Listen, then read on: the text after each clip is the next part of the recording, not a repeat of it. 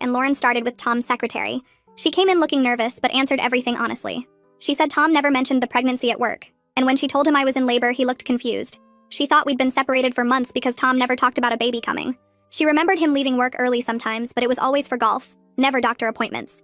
Lauren got her to sign a sworn statement about everything. The country club sent over their records without us even asking for a subpoena. They showed Tom at every single golf game during my entire pregnancy. Not one absence for any prenatal appointment. The records had his signature on scorecards and bar tabs for 9 months straight. Lauren compared it to my medical records showing 32 appointments Tom never attended. The pattern was clear and the judge would see it. My mom came to court for a pretrial hearing about evidence. She testified about our 3 years trying to have a baby and how happy Tom seemed at first. She described how he changed completely once I started showing. She said he went from excited to disgusted almost overnight. The judge took notes while my mom talked about Tom avoiding me and refusing to touch my belly. She mentioned how he wouldn't even look at ultrasound pictures.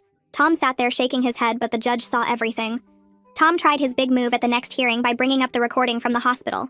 His lawyer played the part where I said I kept him from the birth on purpose. Tom looked smug until Lauren stood up with her laptop. She played the full recording, including Tom threatening me and talking about custody before even asking about Luna. The judge's face got harder with each word.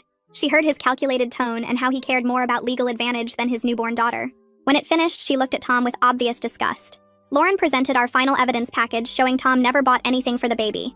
No crib, no clothes, no diapers, nothing.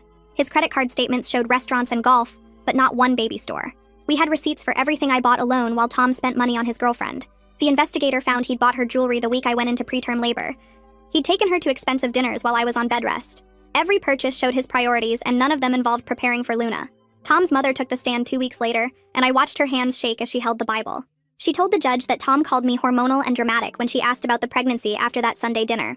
She said he convinced her I was overreacting, and she believed him until she found out about the baby shower from my mom instead of her own son. She broke down crying when she described how he never once mentioned buying anything for the baby or preparing a nursery. The judge took notes while Tom sat there turning red, and his lawyer kept trying to object. But there was nothing to object to since she was just telling the truth about what happened. After her testimony, Tom wouldn't even look at his mother, and she left the courtroom sobbing while his lawyer requested a recess. The guardian ad litem spent 3 days observing me with Luna at my parents' house, and interviewed everyone from my neighbors to the pediatrician. She watched me change diapers and feed Luna and rock her when she cried at 2 in the morning. She talked to my parents about how they'd been supporting me, and she reviewed all the receipts showing I'd bought everything for the baby myself.